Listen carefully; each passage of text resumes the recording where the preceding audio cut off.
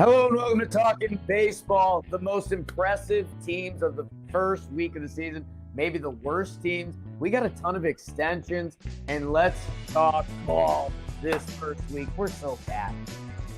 Going to Cubs opening day today? Shota. Brett Butler. Brett.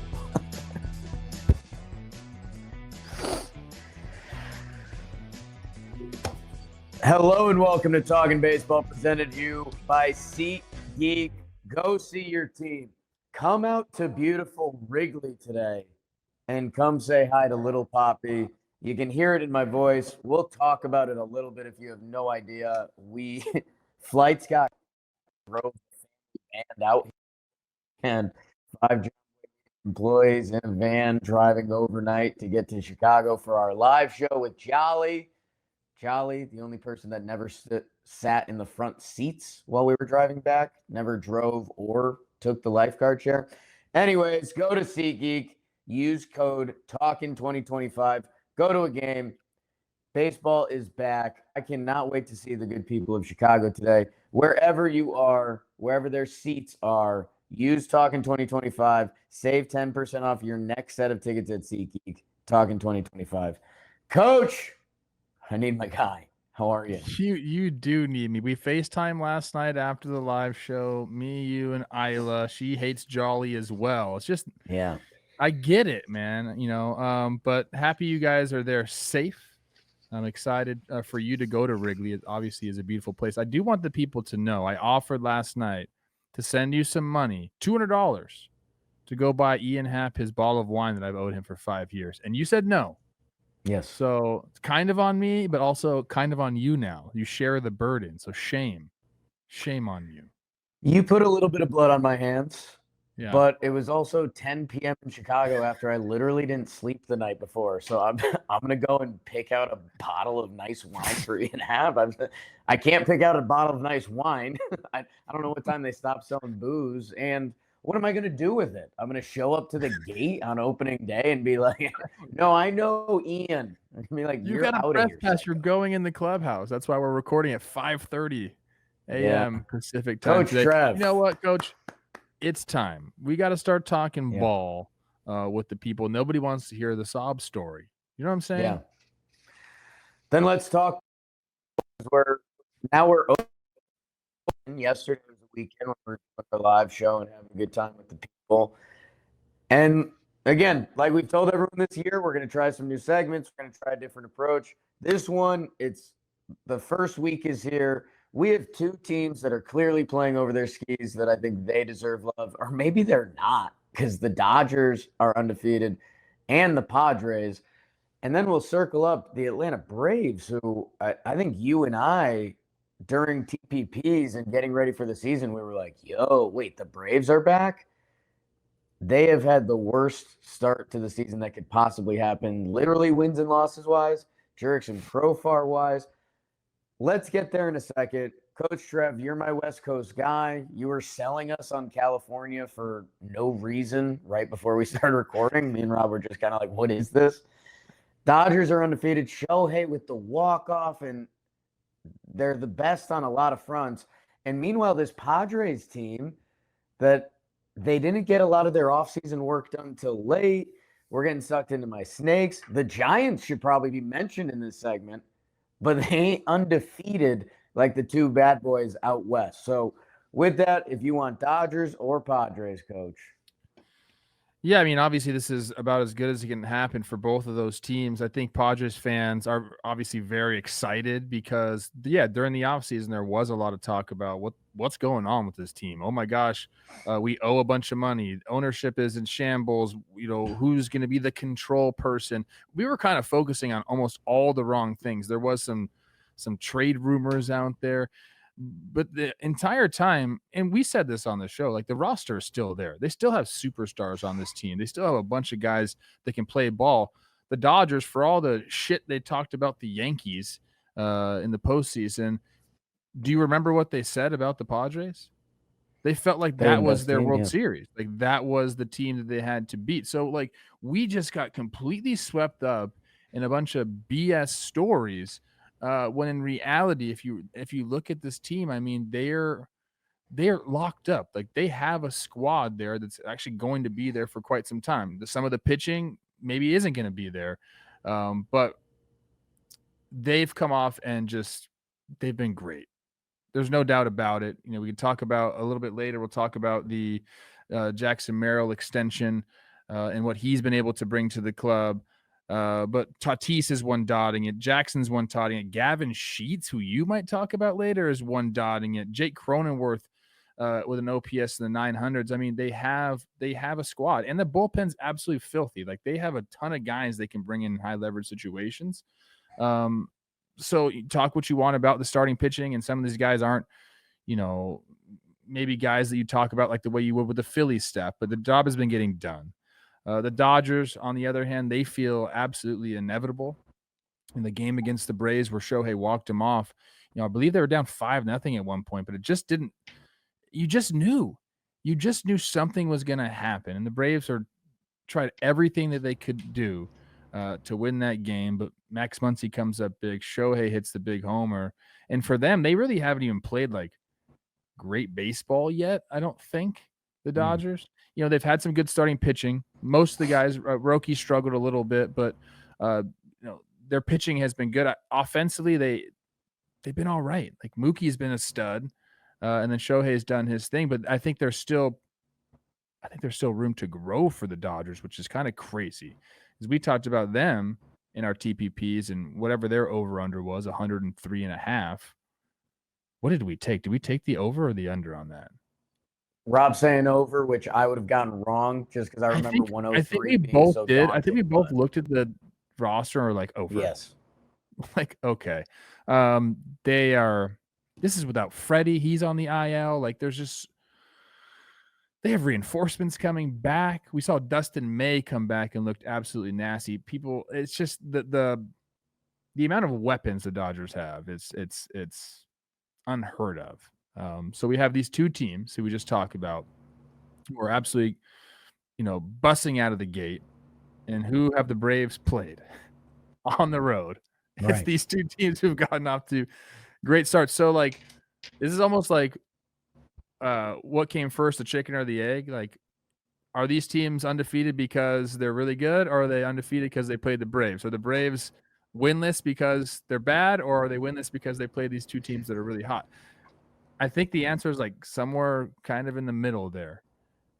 Braves have been absolutely atrocious offensively.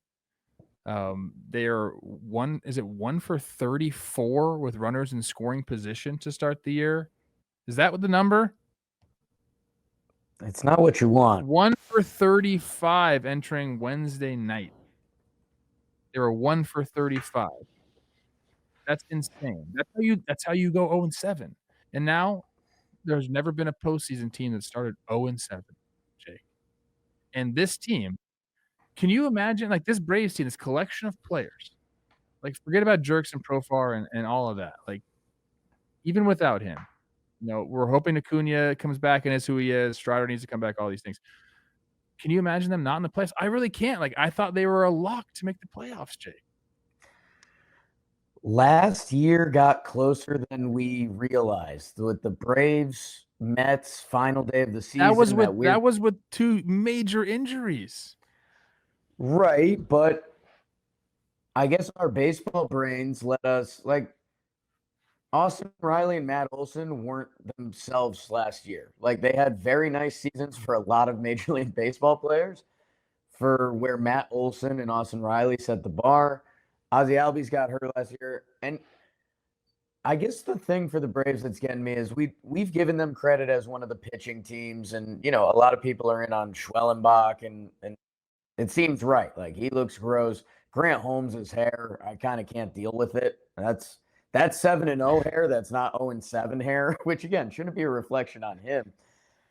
Dude, just how many times have we talked and said the NL's a beast? And once we actually got in there this year, it was even more of a beast. And I want to talk a little San Francisco Giants because I labeled them my dirty little secret team. They're out winning some games, and you look at the pitching, and I guess here's the difference.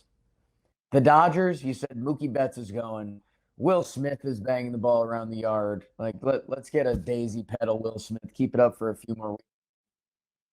Everywhere you look on the Dodgers, there's high-end talent that, I know Muncy took a little bit to click and get going.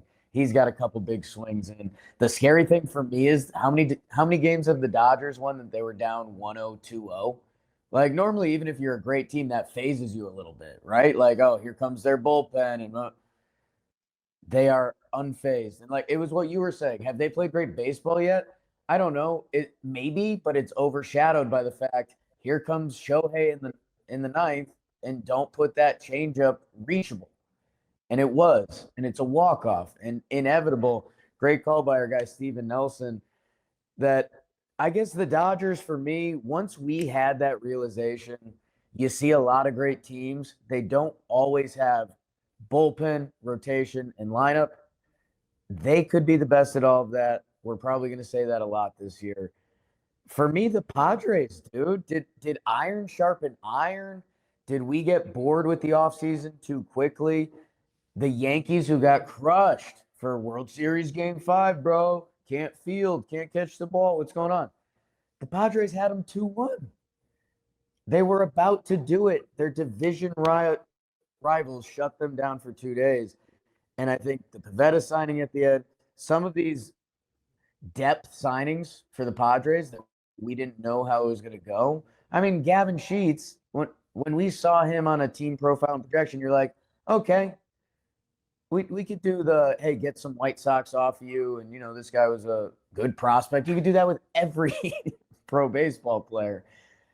I don't know. The Hayward chipping in, is that more important for the Padres, or is it the fact that their dudes are dudes? Because the only one who's not really going is Arias, but he showed some signs at the end of the series. For as good as the Dodgers and the Padres have been, we haven't even really talked about the Giants, who are 5-1 or have been airless through the 6 games. We know what their defense can do. They're about as solid as a ball club as you can have. So I want to get into them a little bit. But, Jake, I want you to do something for me. Sure. Just give me a guess on what you think the Atlanta Braves team OPS is. The Atlanta Braves, slow start to the season, team OPS 621. 485. Oh, Coach, they're hitting 151, 251, 234 for a grand total of 485, right above my Twins, who are just abysmal offensively right now, and they have a 534 OPS. So things just haven't gone their way offensively. And I don't know, like, we haven't even talked about Ronaldo Lopez going on the IL. So maybe, look, I don't know, man. We had 2 big injuries last year with Acuna and Strider. Still made the playoffs with 89 wins. This year, we're going to get Acuna back, I think, in May. That's what they're saying. Strider's on his way back. But now you have Jurickson Profar, who was, suspended for 80 games for testing positive for a masking agent, which, brings into question a lot of things that he's done in the past. So that's can be considered, one big see you later. And then, Ronaldo Lopez now. So is this going to be a continual thing? Like, if this, like, Acuna has to come back and save this team, is that the narrative? Like, that shouldn't be that way. This lineup is littered with good players. It shouldn't feel that way. But right now, that's kind of how we're feeling. It's funny that we end up spinning that in an optimistic way a couple weeks ago, where for me, I was, hey, if the Braves get off to a 500 start and it's May 15th and here comes Ronald and Strider's back, you almost get 2 instant baseball adrenaline hits that it's like, hey, whenever we go through this, again, a normal good team, let's keep the Dodgers aside right now, a normal good baseball team has like 2 great months, and then you can be 500 the rest of the way, and you can win 92 games that way. So for the Braves, that was almost the spin zone. A lot of stuff went bad last year, and they're going to get these 2 studs back. You never thought 0-7, and I guess it's still early enough that, man, they could win tonight, and they have a party, and it's off. Here come the Braves. Let's start winning some games. Maybe the Dodgers and Padres are really good, and that's who they played, and the season just got started and Raisel Iglesias gets got by Shohei, that it could have obviously went different quick, but this NL is loaded. And you can't tell Braves fans, you shouldn't be panicking. But at some point, we got to start winning ball games. There's a lot of good NL teams. If we are saying go Giants, Wilmer Flores is bopping the ball around the park. If another NL team joins the dance, which we didn't even really dream of, 2.5 Central teams, the San Francisco Giants, whoever else it is, if they join the party, that means there's a third NL team that's not going to the postseason that thinks they're a World Series team.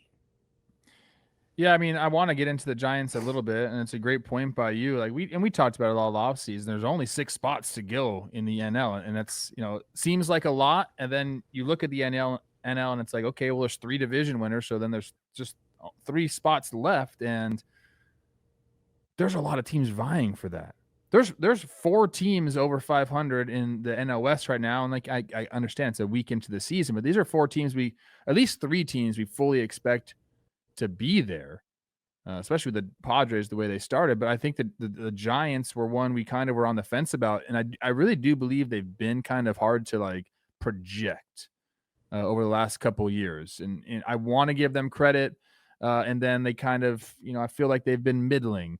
And then this offseason, obviously, they go out and swing big, get Willy Adames there, and things have just been really working out for them. Again, they really haven't been crushing the ball or playing their best ball offensively, but they're run preventing. And again, their bullpen has been lights out, and they've been getting the pitching, and they're winning games. They're getting the hit when they need to get the hit. They're moving the runners.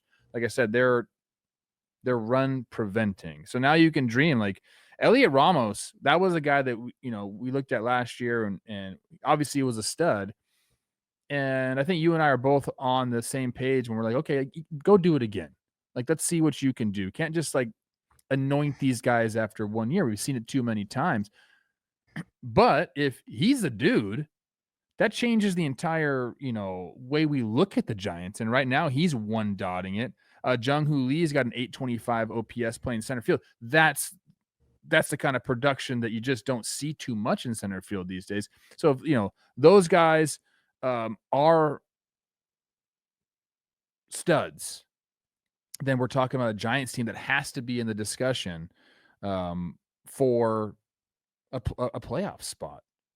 I mean, Jordan Hicks looks absolutely nasty. He's added a bunch of velo to his fastball, although that was kind of the case last year as well.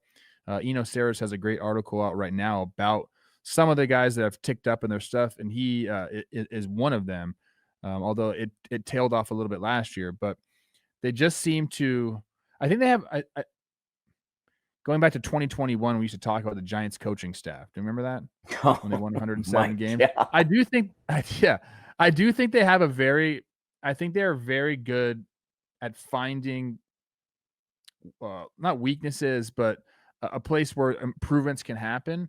And we're kind of seeing it in real time here. So the Giants deserve a huge shout out. NL West looks to be a beast. And then for the Braves, I'm going to say it right now, Jake. It's April 4th. They're 0-7. Okay. Stock market is the real stock market. Here we go. Just in shambles. Tariffs everywhere. Just like I'm telling the people right now on the other side, like probably a good time to buy. I'm buying Brave stock. I'm buying it. Give me Ronald Acuna back in May. Let him run off a 19-6 month, and then we'll talk about him. I guarantee they'll be in the race. It's 0-7. No teams made the playoffs. I don't give a shit about that. I don't care. This is baseball where crazy things happen all the time. Ask Jason Stark about how crazy baseball is, or Tim Kirkchin. Get those guys excited about how crazy baseball is. I'm buying Brave stock. There's just no way the offense continues to be like this. The pitching staff definitely taking a hit right now, but reinforcements are on the way. I got the Braves being in the race, Jake. I'm not out on them. Right before the season, I can't believe I'm using stocks as an example because, as you know, my portfolio is mostly one silver stock I bought just to get the reaction. The playoffs are expanded. So when you say a stat like no team has ever gone 0-7, it's like, well, now we got more spots, so that number can change really quick, especially with the Braves team. Trev, some people don't believe it. I guess for you it's a lot easier because there's really no dog in the fight. When we got to it and we're doing our preseason prediction episode, like we're about to do opening day, you and me, hey, let's pick the actual playoff teams. If we got to do it, what do we got? You and me didn't have the Mets in the postseason, and that's nothing to do with their offseason or their previous year where they went 6 games with the Dodgers in the NLCS, and then they got Juan Soto. They brought in some arms that we discussed of how much you like them for the rotation necessarily, but also with that Brewers lineage and what they're trying to do. It's just a long way of saying the NL's loaded. Braves, don't let this linger too long, man. Because Houston, how many times last year did we do, is Houston dead? Is Houston dead? They weren't. They turned it around. The AL is a little different. That division's a little different. Bravos have to start going. And I guess for me, and maybe this is where they're getting hurt, for the other teams, for who's done great, who hasn't, Toronto Blue Jays should get a little shout out. They're 5-2. You know how big I've been on that for them. Your guy Bo Bichette this year, a massive season for him, trying to keep Vladdy, the whole Toronto thing. Andres Jimenez is a slugger now. Everyone was laughing he was bad cleanup. He's hitting the ball around the park. When you do the teams struggling out of the gate or in this first week, like Dalton just putting together a sheet for us has the 3-4 Red Sox, the 3-4 Astros, and it's like, that's a week of baseball. That's nothing. 0-7, that's something. That's a little bit different. Yeah, the NL's a beast. And I think you're ready for a little fire, a little burn pop. Trev, I am, and it's all brought to you by where we are right now. Best Western, baby. Where we currently are is awesome. We're steps away from Wrigley, walking distance. We went there for our live event last night. We're going to be there in a minute. Me and Rob are not ready. I think we'll just get out in front of that. If you've watched enough Talking Baseball, you know how my voice works. You know how our crazy overnight travel was. Best Western, when we got here, they were set up for us. The hotel has been the safest place I've been for 2 days now. And that's not shots fired at Chicago. That's just a mental status for us. What about on the way, stopping at another Best Western? Yes, Best Western fingerprints all over this trip. There is some 3 a.m. footage of us at a Best Western in the middle of Pennsylvania that if that comes out, to carry you though, it'll be good supplemental footage. Whatever life sends your way when you're traveling, your flight gets canceled and you have to drive halfway across the country. Best Western was our next 2 stops. Go check out Best Western wherever you are. There's probably a Best Western around because they've got 4,000 hotels worldwide. Life's a trip. Make the most of it at bestwestern.com. Bestwestern.com. In the beautiful National League, we obviously start with the Kansas City Royals. They played the Milwaukee Brewers, and the Brewers, they end up taking 2 out of 3. The last one comes in extras. Kyle Ragans, Freddie Peralta in that last game. Buckle up. Brewers, get back after it after everyone was just rocking their slow four-seam fastballs. I think they were averaging 88 miles per hour on their heaters for a little bit. They finally lock in these final 2 games. And how about our guy Bryce Terang with a clip we're going to watch in a little bit. That's Brewers baseball. They're back. They take 2 out of 3. The Cincinnati Reds and the Texas Rangers played 3. You guys know I'm in on both of these teams. The Reds, they take the first game, knock around Kumar Rocker. Brady Singer, what a debut for him. A little Reds history going on. 7 innings, 1 hit. But the Texas Rangers come back, Trev. 1-0, 1-0. A little football action. Nathan Eovaldi, welcome to this 9 innings pitch, 0 earned runs. Crazy. Jack Leiter and Hunter Green. That'll put some lead in your pencil. I think Jack Glider threw a 199-mile-per-hour pitch, and it was the 53rd fastest pitch of the day. Hunter Green is a sick puppy. It wasn't enough for them today, again, as the Texas Rangers get a nice series win. The Mets take 2 out of 3 from the Marlins. The Marlins have been pesky this year, walking off the Pirates, but the Mets win the bread games. David Peterson with a nice start in that first game, and they put up 10 runs. Pete Alonso is a big, strong guy. No joke. And then they win the series on that final day. Connor Gillespie makes you and I laugh because we think of the old White Sox infielder, but he's throwing some nice innings for the Marlins. Happy for him. Otto Lopez, I think he's good. That's what's going on in Miami. Mets get a series win on the board. Angels, Cardinals. Sure, Angels take the first 2 in extras. How's your burger? There'll be more Dumb and Dumber references coming later. 5-4, 9-7, and 11 that second game. Cardinals salvage the series as Sonny Gray gives them the innings. He gets knocked around a little bit, but the offense, and how about Ivan Herrera with your first ever 3-homer catcher day in Cardinals history. Guards, Padres, you kind of know what they did. The Padres have yet to lose. They sweep Chris Rose Guardians. The Guardians never score more than 2 runs in a game. Meanwhile, the Padres scored more than 5 in each of them. Quick math, that means the Padres sweep. Michael King's looking good. Jackson Merrill got an extension. We're going to talk extensions in a minute. Padres, good series for them. Dodgers swept the Braves. Shohei Ohtani, it's unbelievable. Tyler Glasnow, our guy.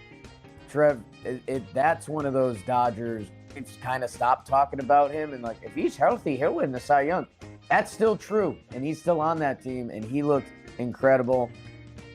Michael Conforto goes home run. Phillies sweep the Rockies, and that feels obvious at this point. Rockies never score more than 1 run. Bad formula. Max Kepler, Trev, getting DMs about him from Philly girls. Yep, you were on that one first. Edmundo Sosa, when they're getting contributions from those other guys. Kyle Schwarber with a nice little check swing. That is what happened internationally. I try to tell people in Philly, and our social team used such a bad picture of Max. It was just not a good picture. And now, yes, I'm getting flooded on my socials. Oh my gosh, Max Kepler. You're welcome, Philadelphia. Let me give you the standings, Bob. We'll start out east where those Phillies are. Top of the division, 5-1. The Marlins in second place, 4-3. Mets 3-3. Nationals 1-5, and Atlanta, as we mentioned, 0-7. In the Central, Cardinals, top of the Central, back where they need to be, 4-2. Right. Cubs are 5-4. Milwaukee 3-4. The Reds, let's go Reds, 2-5. The Pirates 2-5. Nick Gonzalez, our guy, fractured his ankle on a swing and a homer. Oh my goodness. Out west, this division, the only one with 4 teams above 500. Dodgers 8-0, Padres 7-0, Giants 5-1, Snakes 4-3, and the Rockies 1-5. Thank you, Coach. Good to be back, baby.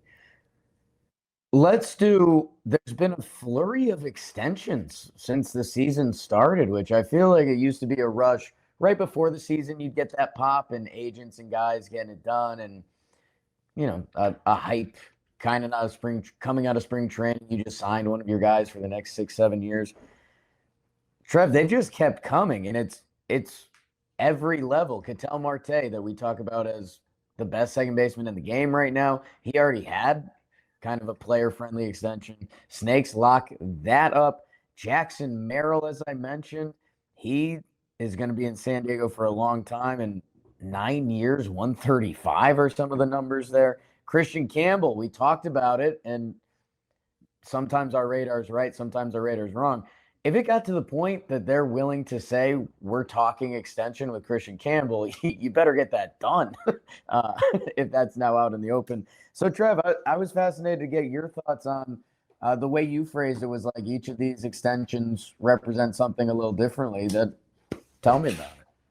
I think so. We'll start with the Diamondbacks and Ketel Marte. Obviously, we just talked about it. He's one of the best second basemen in all of baseball. Very dynamic. He's had a couple of extremely great seasons. Last year was incredible. Basically, he already was under control, which is interesting to me because actually all of them, these guys were under control for multiple years. So it wasn't really a pressing need. That's why I'm saying there's not ulterior motives, but there's different reasons why clubs will do this. For Ketel Marte, so now it runs through 2030. There's a player option through 2031.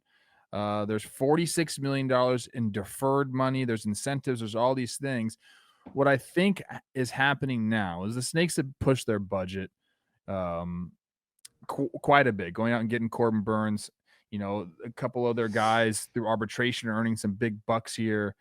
So the payroll is up there, and this Ketel Marte extension over the next 3 years saves them $10.1 million, $5 million alone this year, which, okay, does that seem like a ton in relation to a $200 million payroll? No, but it gives them a little bit of financial flexibility at the trade deadline, to go out and get a reliever, to go out and get, maybe swapsies with somebody, eat some money, and go get a player for the future. We know Zach Gallen, Merrill Kelly are free agents after this year. So there's it's just wiggle room, I think, is what this is for. Now, obviously, they want Ketel Marte there. He's an excellent player. They want him to be a Diamondback for life. So he's earned this. But, usually when you have 2 or 3 years left of control, there's different reasons why you would extend on top of that. So I think that's kind of what I'm looking at here with Ketel Marte. They have started to sign a bunch of guys trying to get cost control. We're talking about Brandon Pfaadt, 5 years, 45. Justin Martinez signs the 5-year, 18. Perdomo gets 4 years, 45. So they're trying to kind of lock these guys up, cost control, to understand what their payroll will be in the future, so they can make smart and sound decisions. I think we talk about other organizations a lot, but I think the Diamondbacks have done such a good job of developing, trading, signing. They're in such a good spot with their organization that they're able to do stuff like this. This is, again, it's not just for money manipulation, because Ketel Marte is that kind of player, but they trust and know their players so well. Like, yeah, let's get this guy locked in for 3 more years, and then we'll create some financial flexibility. I love it for the Snakes. And this is your club, man. You should be very happy with where they're standing right now, Jake. Sometimes basic can work. I think I prove that every day. The Snakes, they signed their shortstop, Perdomo. Like, hey, yeah, the power numbers are probably not going to be there, but everything they ask of him, he does. He flips the lineup. He plays good defense. Racked up WAR in limited action last year. We locked up the shortstop. Like, I remember coming into the season, it was, we talked Jordan Lawler and what's the next move for the Snakes? How are they going to evolve? Like, is Perdomo trade bait? No, that guy's beloved. He is our shortstop. Set it and forget it. Hey, that young pitcher that got a ton of playoff memories and then has established himself as a major league starter, he's going to be around. And our wipeout reliever, that relievers are always tricky because, okay, let's say if something went horribly wrong for the Snakes this year, well, if for one of the NL teams, they're going to have to sell, and they didn't want to sell this year. And if there's a reliever that's available, think about, dude, we did Mason Miller trade talk, and anyone that was an Athletics actual fan was like, fuck off. No, just because we're bad and he's really good, you can't just have him. The Snakes have taken care of a lot of that. And if they had won one of their losses this week, we probably just would have been talking about them in the segment of teams that are off to a great start. The NL West is stacked. The NL is stacked. And the Snakes are running a dream org right now, which I guess there's a little bit of a segue into the Padres, that they were the dream org. They weren't. And now it feels like they're back. I want to go say one more thing about the Snakes before we get to the Jackson Merrill extension. What you talked about is right. I mean, you start locking these guys up, and it feels like they have an identity. Torey Lovullo is awesome for that team. Here's what he had to say. I think it makes a statement that we believe in the core group of players. We've identified a very special bond that happens between everybody on this team, and it means we're going to be together for a long time. They like the group of players they have, Jake. It's like not every organization can say that. In fact, I don't know, 6 or 7 throughout the league can say we're really happy with the players that we have at the major league roster. Like they're set. They feel great. They like the depth they have with the upper minors. Like the Diamondbacks are in such a good spot. In San Diego, 7-0 seems like they're in a really good spot too. They lock up Jackson Merrill, and good for this guy, man. Obviously we know the story. I don't know if he's like a last minute roster addition last year. I don't know if that's how you would phrase it, but or you could just say he won the job and they put this shortstop in center field and all he did was go out there and bang and play great defense in center field. And so this guy has absolutely earned every single penny of this. And, for him, it's a 9-year, $135 million extension. It starts next year and it runs through 2034. So I believe they have 5 years of free agency. I mean, this is I'm not going to say Padre for life because who knows how long this guy wants to play, but it's Padres for most of your life, most of your career. And it's exactly where he wants to be. He feels like he's found a home. And we've talked about the Padres. They've also locked up a bunch of guys. They have their core and they like their core. And to me, this one is, it's just cost control. Like, let's get these guys. Let's understand what the salary is going to be. Jackson Merrill playing center field, doing what he can do. The comps can get a little crazy. So they save a little money in arbitration. They have him locked up through free agency. And this can be the guy that carries on the torch of, household names for the Padres. I mean, I think more than any franchise, but one of the franchises that really needs to reward their fan base is the San Diego Padres. And I think this is kind of part of it too, rewarding your fan base, saying, hey, we're going to have this guy that you guys really love for a long time. We're not going to let him go. We're not going to let him test free agency for a long time. So, I mean, if you're looking at the roster right now, Jackson Merrill, Manny Machado, Tatis, and Bogarts are all signed through 2033. Cronenworth is extended. Like there's just a bunch of guys there that are going to be there, that are going to be the core of that team. And it's a fun group of players, man. I can't wait to see Manny Machado in his old age. Like, I don't know what kind of player is that guy going to be. I'm very excited for that. But Jackson Merrill is kind of like that guy, Jake. Like, right? I don't know what else there is to say about him. He stepped up in every way possible last year, and now he gets the bag. And honestly, I'm very excited for him. Padres fans, you have to be on cloud nine. Yeah, seeing that all those players are good through 2034 is like, okay, wait, that's a real year coming up. Again, there could be a tough side of that. You just said, what does a older, thicker Manny Machado look like? I don't know. Does he go across a diamond? Does he have like an Ozuna DH run in him? No idea. I bet he figures it out because he's Manny Machado. If you're the Padres, the Jackson Merrill press conference was badass. He was kind of Jackson Merrill was like almost depicting it like, I know I might be losing money, which when you're taking 135, that's pretty wild. But that's also where Jackson Merrill is, dude. From that rise that you're talking about, wait, he made the team to, he's a stud, to now him and Jackson Chourio, it felt like Merrill ran it the whole year. It felt like Chourio snuck up on him a little bit. He already has his pre-extension thing done. Something with this offseason, Jackson Merrill got more in love by the baseball community. And for me, it was a little weird at first because it was like, well, what has changed this offseason? He's getting compared to Freddie Freeman. Like, I want to do that to a lot of kids. And if you were to get compared to Freddie Freeman's stick, you can play center field like that. Awesome for Padres fans. Kind of what I was alluding to. This is actually crazy. There's more and more stuff coming out after these extensions about like what the process was like. AJ Preller says they've been trying to extend this guy as far as 2 years ago when he would have been in single A, in A ball. Dude, that's insane. And he actually has a really good quote, kind of alluding to what I was talking about. He says, we're continuing to add the core group of guys that are going to bring a championship to San Diego, different stages of their careers, different age brackets. But I think we just want to make sure, and this is what I was talking about, that when the fans of San Diego buy a ticket, they know who they're going to come see. They know they're going to see excellent. They know they're going to see something special. I mean, dude, your GM comes out and says that about your team. You're very excited. And again, I think that the way they show up to the ballpark, they deserve extensions like this. They deserve investment into the ball club. And man, the more and more I think about it, like this team's not going anywhere. Like they got to replenish the pitching, I guess, because they're going to lose King and Cease after this year. I mean, maybe they end up signing back, but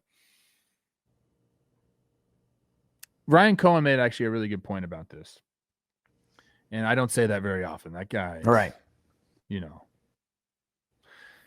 he was talking about AJ Preller, all these trades they've made. We know he's a wheeling and a deal and he's doing all these things. Never once, obviously, did Jackson Merrill, was he like on the table? Like they identified him in single A as a guy that they wanted to be in the organization trying to extend him. And that's not easy to do, to be able to single out a guy and say, he's our guy. A lot of times you do that and the guy sucks. Like a lot of the times he sucks. They knew Jackson Merrill was good. They knew he was something special, whether it was his demeanor, whether it was some data to back it up, but they were right about it. And now he's going to be there for the foreseeable future. And I was just going to say, and I was going to preface it with this isn't Yankees, Jake. I was going to do and okay, with all of that, Christian Campbell gets signed. He's awesome. He's had a great start to his MLB career. It's the same concept, right? Hey, with everything we just had there, let's say Christian Campbell is a guy and he's about to put up a great first MLB season with an 800 OPS, and he's locked that Red Sox second base job that has been loose for a little bit. That extension can look great today. like what if he's this year's Jackson Merrill, and you just signed him for, what was it, 8 years, 60? No, he's a stud, and we've heard all offseason into spring training about how much they like this guy. And there's a couple other prospects that they like, but Christian Campbell makes the freaking team as a second baseman, and he's showing why. He doesn't look overmatched whatsoever at the big league level. The bat speed is there. He's absolutely mashing fastballs, and here comes the extension. And this is another team that's kind of understanding.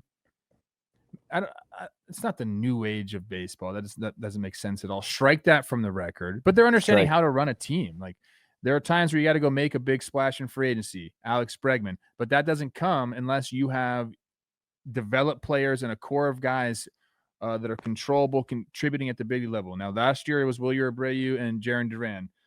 This year it's going to be Christian Campbell, probably Roman Anthony, maybe Marcelo Meyer. Like Tristan Costas has come up and done a good job. So like they've put themselves in a position to be able to go sign those free agents like Bregman, to go trade for Crochet and extend him as well this year. And now they're starting to lock up their young guys. And it's just like you add all that up, and now you're looking at the next 6-7 years with the Red Sox. Who the team is. They trust in this team. And again, like as a fan, that's all you can really hope for. They've extended Christian Campbell now, which we'll get into that a little bit more. But Crochet, 6 years, 170. Brian Bayo, that was in 2024. Rafaela in 2024. Devers in 2024. And Garrett Whitlock in 2023. Like they've established this core. So it's a fun time to be a Padres fan. It's a fun time to be a Red Sox fan. And it's a fun time to be a Diamondbacks fan. These are all organizations that are kind of right, I feel like, on the same trajectory. They've had some past success, although the Red Sox have been iffy, but I really like them. Diamondbacks World Series, Padres making noise in the playoffs, and I think they're on their way up, all three of these organizations. Should we have given Heim a little more time? Some of these guys are Heim guys. Where's Heim now? He's taking over. He's St. Louis. He's taking over St. Louis next year. Yeah, that's right. The GM in training. He's just ramping up the minor leagues this year while Mo wraps up whatever's going on in St. Louis this year. For him, just in the dirt and the grime, just getting the job done. Dirt and grime gets me going. You know that. Hey, I think, Trev, we've got our first in Fuego coming up this year. some pitchers who shoved, awards and all that we're going to see some of these NL teams mentioned more in a little bit. Chew through some AL. Let's go, Pop. It's brought to you by DraftKings. The weather is warming up, which means it's time to head to your favorite ballpark and cheer on your home team, or watch from your couch and place bets with DraftKings. The live betting, if you haven't seen the options yet, from pitch speed to ball, strike, foul, if you're looking to get into the actions, it's got to be with the DraftKings Sportsbook. Right now, you will get $150 in bonus bets instantly if new customers bet $5 and use code JMBaseball. So, download the DraftKings Sportsbook app now. New customers use code JMBaseball. Bet $5 on any wager and get $150 in bonus bets instantly. JMBaseball only at DraftKings Sportsbook. The crown is yours. We start where we always start. Trev's Twins and my White Sox. That White Sox starting pitching, do we need to talk about it? They win 9-0. Martin Perez twirls one, but the Minnesota Twins are back, baby. They win the series. Ty France, Ryan Sheffer, sure, if they're contributing, that's nice. Harrison Bader, having some adventures in left field, but also swinging the stick a little more than the good people of Minnesota. Speaking of Minnesota hot, Harrison Bader. The Twins, they get a nice series win. Is it? Maybe. Tampa Bay Rays, they take 2 out of 3 from the Pittsburgh Pirates. A couple teams here winning series and losing series. The Rays win the first 2 games. Drew Rasmussen, Shane Baz. That's that Rays pitching that can really be there for him. Unfortunately, Paul Skeens, is it Skenis? That's what Joe McFly was saying the other day. The best pitchers won this series, along with Jake Mangum's 4-for-4 day. Brandon Lau has a big day at the ballpark. O'Neal Cruz, that left center power is real, but the Pittsburgh Pirates lose to the Rays. Blue Jays sweep the Nats. We probably should have given them more love before. They are off to a nice start of their season. Bowden Francis hits the ground running this year, an important piece for them. Easton Lucas, not super in my book, but that's baseball, baby. He twirls 5 innings of 1-hit ball for them. And I told you earlier, Andres Jimenez has been swinging the bat. My guy Alejandro Kirk with a good game. Whenever I see George Springer with back-to-back 2-hits game, back-to-back homer games, that's big for them. Blue Jays, okay, let's stay in the fight. You heard a lot about our San Francisco Giants earlier. You might not have realized the team on the other side was the Houston Astros. Trev told you about Jordan Hicks. That fastball is up to 110 now. Logan Webb, 7 innings of 1 earned baseball, and somehow we're bored with that. And then they knock around Framber Valdez on the last day. Ramos, how huge he's been for them. Wilmer Flores off to a massive start to the season. Giants in the mix. Tigers take 2 out of 3 from Seattle. They took the first 2 games. Tigers jumped them. They put up a 6-0 lead in that first game. Won against Logan Gilbert in the second game. And everyone loves Logan Gilbert, but can't predict baseball. Mariners get a few off Scooble. They win on getaway day to get it done. Cubs sweep the A's. I'll let Trevor Plouffe tell the people that he might have we might all be making money in Sacramento, because 18-3, 7-4, and 10-2.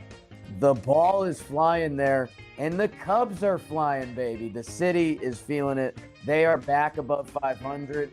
The opening weekend in Japan, that didn't exist to them. In America, they are balling out and winning baseball games this year. Seiya Suzuki. God, it's a baseball reference you should look at, because he can really hit. Brent Rooker, also good. Red Sox take 2 out of 3 from the Orioles after dropping the first game. And Cedric Mullins looks great this season. Tyler O'Neill had a 4-hit day against his old mates, but then the new extension for Crochet, 8 innings clean. Trevor Story, we haven't even dreamt of that one yet. Bregman and Casas on that final day. Sox kid. D-backs and Yankees. A lot of eyes on me if we're being real right now. D-backs, they win the first 2 games. Yankees, Devin Williams paternity leave. We love that. We didn't love, instead of Luke Weaver coming out, Mark Leiter Jr. came out and gave up the grand slam to Gino. Suarez is on one this year, picking up where he left off last year. Yankees, they salvaged a set. Carlos Carrasco, the Yankee. That's still a little odd for a lot of people, I think. Yanks almost blow it late. They hold on 9-7. And that's what happened in the American League. Coach. Cookie Carrasco, Carlos Santana, just still playing and doing well. I love it. That's called longevity, people. I got the standings for you in the AL. We'll start out East. Toronto, as you mentioned, a great start to their season after that sweep. My guy Tyler Heineman putting in work. We're actually going to highlight the Blue Jays for a second straight award. So Toronto stand up 5-2 for them. Yanks 4-2. Tampa Bay Rays 4-2. Baltimore and Boston both sitting at 3-4 apiece. Then it's the AL Central. A bunch of guys paying homage to old coach. 2-4, 2-4, 2-4, 2-4. Chicago White Sox, Cleveland Indians, Detroit Tigers, Kansas City Royals, and then the Twins bring up the rear at 2-5. Half game back, though, Jake, of that division. The Twins are. And then out west, the Rangers, a nice start to their season, 5-2. How about the Angels? We haven't given them any credit, but they're 4-2 right now. There's some fun baseball being played out there. Mike Trout looks good. Okay. The Astros 3-4, the Mariners 3-4, and the A's 2-5. And those are your standings in the American League. Trev, me and Rob get a lot of bad texts from you. You saying, we were like, hey, we're going to be at the DraftKings Sportsbook. They don't have casino games there, but you assume they did. You texted, hey, put a little money on 2-4. And I was like, wow, that was a nice text. I also told you, this is my new, not gambling advice. Right. Just saying, I don't know. Let's look at the numbers. Sometimes the books are a little slow to react. They don't want to overreact. I would look at the lines, the over-under for runs scored at Sutter Park there in Sacramento, because right now the ball seems to be absolutely flying. I know Seiya Suzuki's a strong dude. The balls he was hitting there were pretty telling. Off the batter's eye like that is nuts. So I would look into that if I was a gambling man. Why not all of us do it together and find out? Trev, I think we should hop over. I'm excited. The Talkin' Baseball segment that's always been a fan favorite, that's always kind of stood out in the show is, what's that intro? We are back with Fuego. It's brought to you by Corona, the official cerveza of Talkin' Baseball. Run it, Coach. Dirt Nasty's on Fuego. That means I'm on fire, baby. Like Waco. There's nothing better than in Fuego, especially early on in the season. Seiya Suzuki, just mentioned, 7 for 15, 3 homers, 9 runs driven in on the series. How about Jake Mangum? Wish that G and the M were switched around a little bit. 8 for 12, 2 doubles, 4 runs driven in. How about 3 stolen bases in the series? CJ Abrams. This is a guy that I've been shouting out. I like him for a long time. He actually made a really nice play diving up the middle. So check out his defense this year, Nats fans. Hopefully it's better on routine ground balls. 5 for 12, 2 doubles, 2 homers, 3 runs driven in. Riley Green, 5 for 13, 2 doubles, 2 homers, 3 runs driven in. How about for the week, though? How about for the week, Jake? Eugenio Suarez, 6 for 24. Yeah, 6 hits. That's not great, Trev. That's a 250 batting average. 5 of them were for homers. 1 was a double. So all 6 have been for extra base hits. 11 runs driven in. He's 1.2ing it, people. And then there's Aaron Judge, not using the torpedo bat. 10 for 24. He's got 5 homers. He's got 15 runs driven in. He's the first player in MLB history to slug at least 5 homers with at least 15 runs driven in his team's first 6 games of the season. Anytime you're first in MLB history, that's pretty good. He also recorded his 500th career extra base hit in 999 games, 320 homers, 175 doubles, and 5 triples over his career. Only Joe DiMaggio and Lou Gehrig reached 500 extra base hits in fewer games amongst Yankees. Switching leagues, Chicago Cubs outfielder Kyle Tucker. He's good. They traded for him. 11 for 29, 4 doubles, 4 homers, 10 runs driven in. Lars Nootbaar, your favorite player, 10 for 24, 2 homers, 5 runs driven in. And Jason Adam, we're getting a pitcher in there. That's what we do. Talked about this Padres bullpen. 4 games during the week, 3 holds, 4 1/3 inning pitch, not a hit, only 2 walks, 7 Ks for the .46 whip. And that is who's in Fuego. Cubs fans have a beautiful thing going right now where Kyle Tucker, they brought him in, gun for hire. He's our guy for this year. There's that little bit of nervousness like, hey, we can't fully fall in love with this guy because if he goes and takes $400 million somewhere else, that'll sting. But Kyle Tucker's Kyle Tucker. Ian Happ, who now we owe him a bottle of wine, which I can't believe I've been lumped into this predicament. He's beloved. 3 straight Gold Gloves. He signed that extension a couple years ago. Ian Happ has connections to the Cubs team that won the World Series. Like, he's the guy. Handsome. He's good at everything. When you and me put that together one day, we were like, oh, shit. Like, Ian Happ laughs at us. Ian Happ looks at me and he's like, I'm funnier and stockier than him somehow. And he looks at you and he's like, I'm better at baseball. And it's like, fuck, Ian Happ. Why you have to cut us like that? But it's because he's fucking Ian Happ. And then on the same level or like. And then Pete Crow Armstrong is the young stud that everyone's obsessed with because he has all 5 tools and is like the Cubs' romance with their current outfield is really tough to beat. Awards. Yeah. Okay. All right, I am gonna go. I had a viral video last year. I don't know if it was viral, but a lot of people reacted to it, and it was my hatred towards the never bunt crowd, where I basically said, I think we're at a point now. We've gotten so far away from bunting for base hits and sacrifice bunting. I kind of understand getting away from that, but there's still a place for it in the game, especially nowadays, Jake. Like I said on the video, I don't think teams know how to defend the bunt anymore. So I think it can be a very advantageous play in today's game. In 2003, there were 786 bunt hits in Major League Baseball. Over the last 4 years, we've been right in like the 300 number. So basically cut by 60%. I mean, maybe I'm not a math guy, but we've taken a lot of the bunting out of the game. And again, I will emphasize this as much as possible. I think now is the time like to turn the tide on that and start bunting again because guys just don't know how to defend it. Now, it's not as easily as just saying, hey, let's do it because you have to practice bunting. It's not, guys are throwing hard and, if you don't practice something, obviously it's not going to come easy. I think early on in the season, we're seeing some teams understanding what I saw last year, that it is advantageous to do it. Now we can start out with the Blue Jays. They had a game where they bunted 3 different times, and afterwards, Snyder was talking about how they had a bunt competition in spring training. So they're getting after it. Will Wagner put down 2 bunts. One was one for a base hit, and the other one was a sac bunt that ended up causing an error and causing ruckus along the base pass. They had another sac bunt later in the game in extra innings. So like this was something they emphasized. The Cardinals put up a bunch of runs. We talked about Ivan Herrera hitting 3 homers.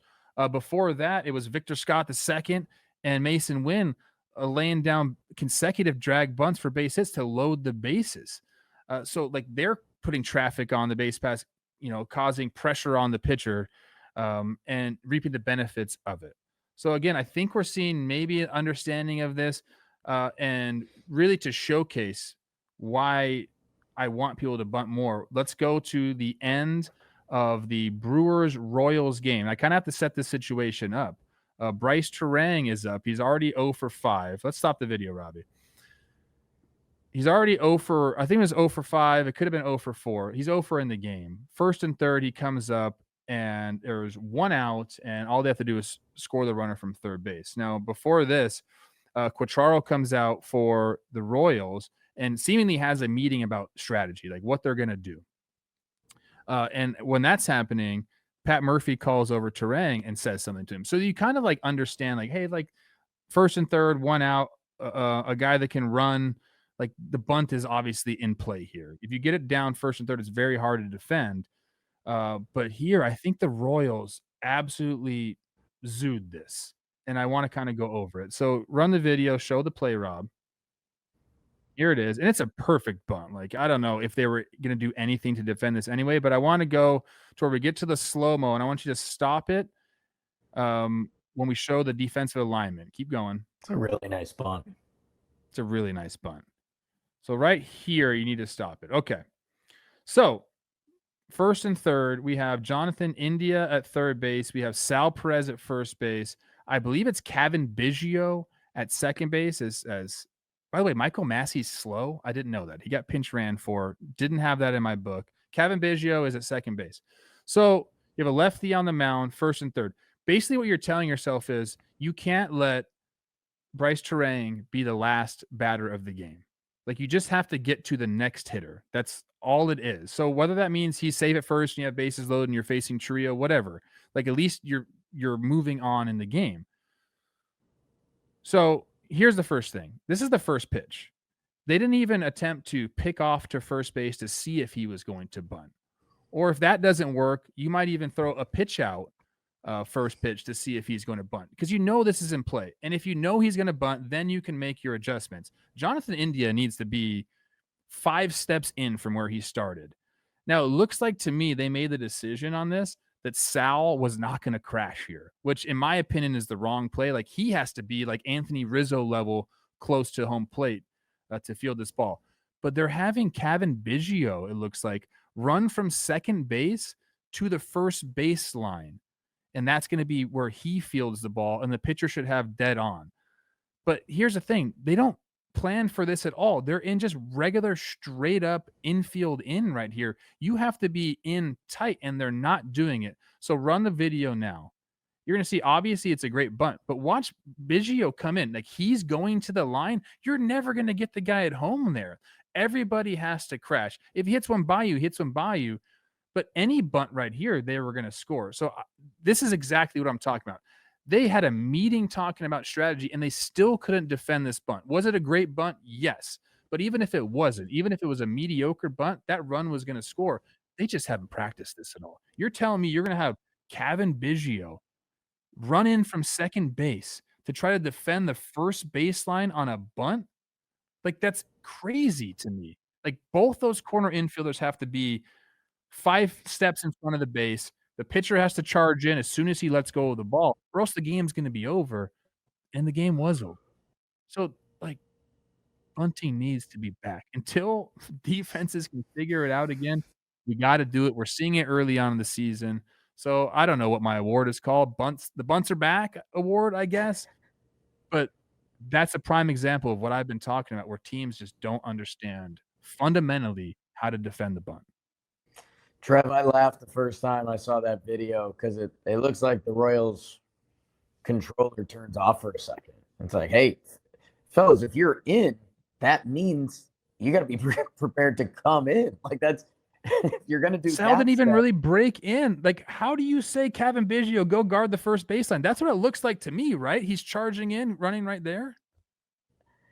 It really doesn't make sense, and maybe there's something maybe Bryce Terang has only drag bunt past the pitcher, and that was part of the scouting report we don't have.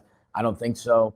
I think the bigger thing, Trev, I was going to jump to, and it was a little bit of a jakey, I'm about to say something that I don't have actual information on, but I was going to say, with the bunt and putting pressures on teams, I was going to say, and there's probably a lot of third basemen that maybe they were a shortstop, or maybe they've moved around and they haven't actually dealt with situational baseball at that level. And then I laughed when I started thinking about it, that it's Jonathan India at third, who's played a lot of second base and didn't grade out too well. It's Salvador Perez at first, who's getting a statue, but for his catching, that bunting or putting the ball in play or whatever makes you not have an analytic spasm. I think there's some good data to be had if you know that the former catcher is at first base and the former second baseman is at third base, that, yeah, maybe forcing them to make some action, you could put yourself in a really good spot. That's a great point. We're seeing guys play all over the field now. Like we're just trying to plug guys in and thinking they can do it. It's a great point. India has basically zero experience fielding bunts at third base. So Right? yeah. And there's a big lefty on the hill. You know, he doesn't care about bunts. You think these pitchers care about bunts? They don't. They hate bunts. They hate when people bunt against you. That alone should tell hitters you need to do it more.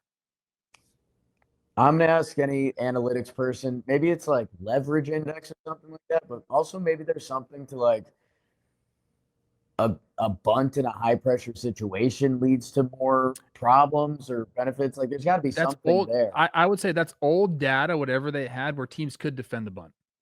Right. Also that. Now they And can't.